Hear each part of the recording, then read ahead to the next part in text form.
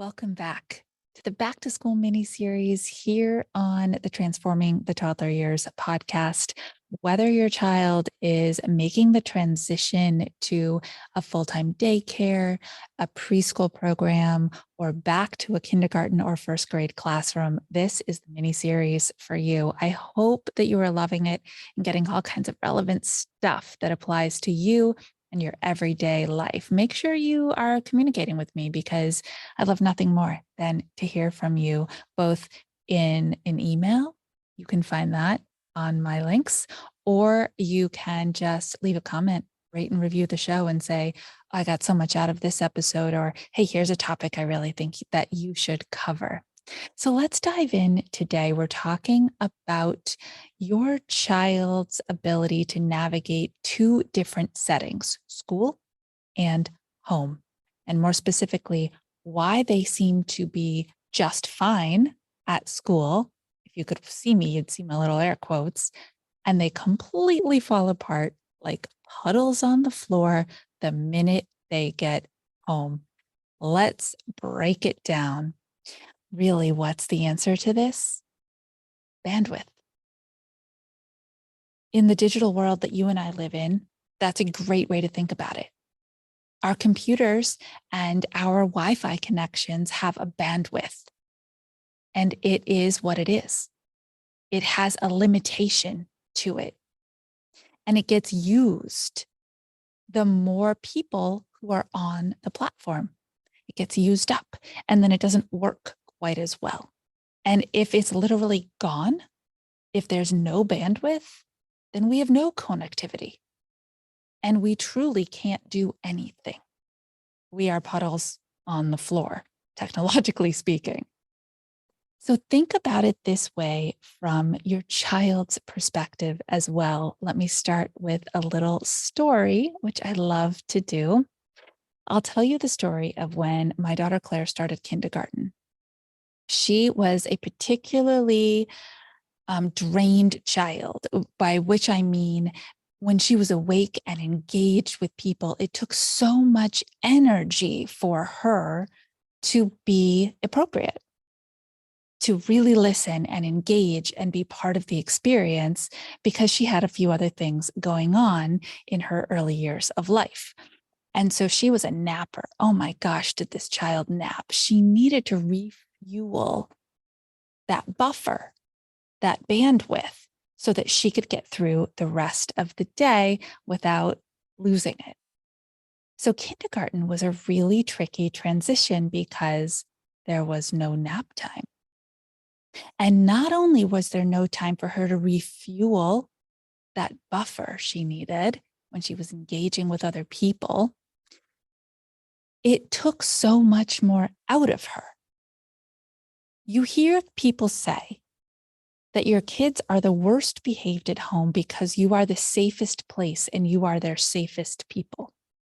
And you go, yeah, great. I wish I wasn't so safe. Well, you don't really mean that, but I get where you're coming from. I used to say it too, because the experience of somebody throwing their true, raw, vulnerable self at you can be very disarming. And that is exactly what happened. She started school. That transition in and of itself is a big one, right? And she went to a new building with new and different people, which immediately raised red flags for her.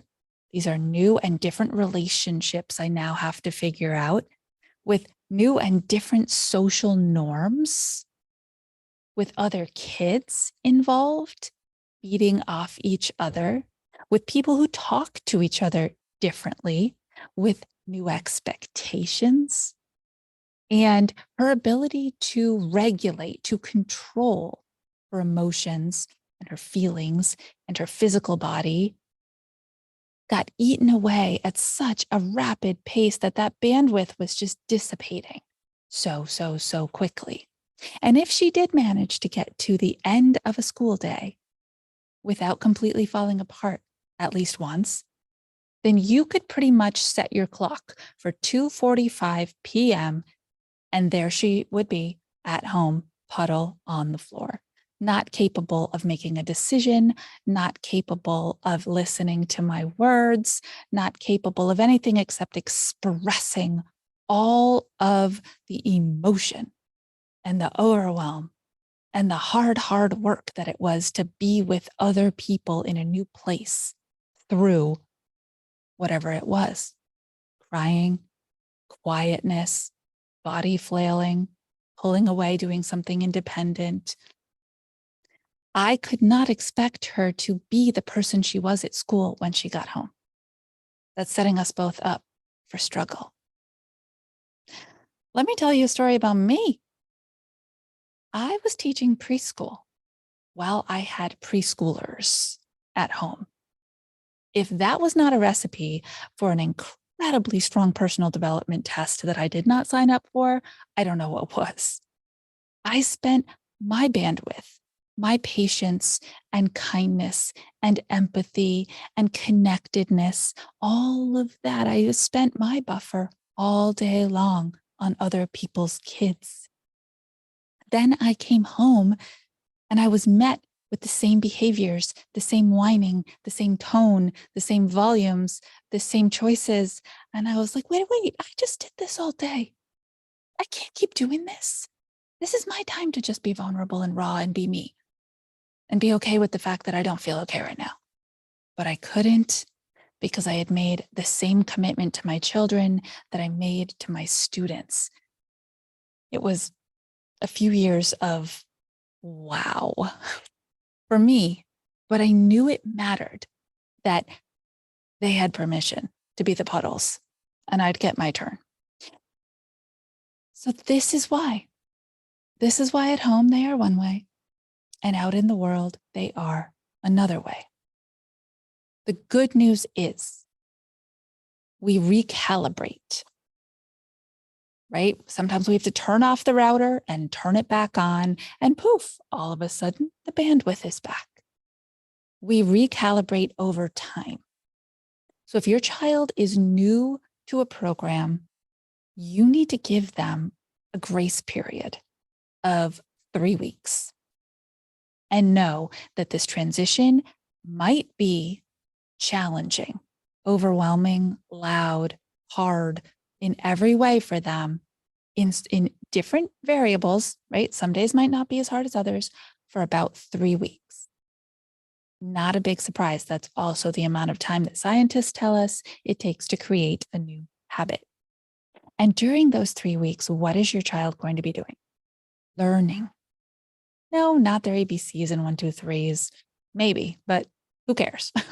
They're going to be learning at school.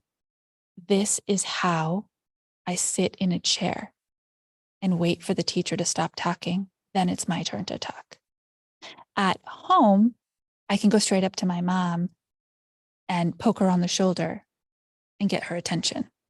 And she'll stop what she's doing and she'll tell me to wait, or she'll talk to me right away.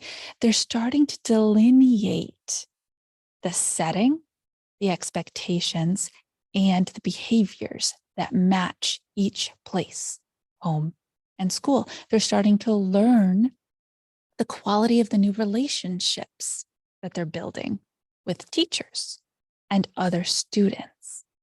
There's a learning time that has to happen for them to say, okay, at home, my world looks like this, sounds like this. The expectations are, my rights are, I get to use my voice for. And at school, it's a little bit different. So let me just figure this out. But it's hard, emotional, and physical work. So they will eventually get there. And it's your job to let them and love on them and support them. So you had a long day today. You did big work at your new school with your new daycare provider. You made some new friends. You did a lot of new things today. When I do new things, oh, it's exhausting. Maybe you need a few minutes to just get yourself put together at the end of a long day. I'll be here and ready and waiting to hear about it when you are ready to share. This is how we raise kids who understand that it's okay to be one person in one place and it's okay to be another person in another place. It's really important stuff. I have to share. I'm actually, hold on, Shapata. I'm not sure where this falls in the grand scheme. So you're going to have to cut this out. Have you registered? Okay, this is airing on the 29th of August. All right, so I'll do an inserted call to action here too. This is hard work for you as well, because when your child comes home with no bandwidth left, and yet you have afternoon and evening expectations to meet in your household too, or maybe even out in the world again, a dance class, a brother's event, a social event, a sports event, a dinner to eat, and they've got nothing left. Every single thing that you ask them to do becomes a battle, a meltdown, a struggle. This is going to be a journey, and you're going to want to know how to stop your knee-jerk reactions and turn them into intentional responses that not only support your child through the transition that they're in, but also support the two of you through that moment that you are in. So I ask you, have you registered yet for my live Transforming Your Triggers workshop? It's coming up. It's in just a few days. Make sure that you go into the show notes and you register. Go to caratyrrell.com/workshop and register. Try to be there live. It is so, so powerful, the work that we do inside those 60 minutes. And you walk away feeling way stronger, more empowered, and ready to take on that next struggle. If you can't, there's absolutely a replay. I would love to see you there and get to know you and hear one of your specific moments that I can support you in, because I also do little live coaching sessions at the end of the free workshop. This is your chance. If you've ever wanted to get on a live call with me, but you've thought, oh, I just can't fit it in, or I'm not even sure what I would ask her, come to the workshop, learn about my 6-step system to move away from reactions and toward responses. And I know something will pop up in the back of your mind and you'll say, oh, yeah, do this one, do me, pick me, and I will. So this is your opportunity. I really, truly hope to see you there.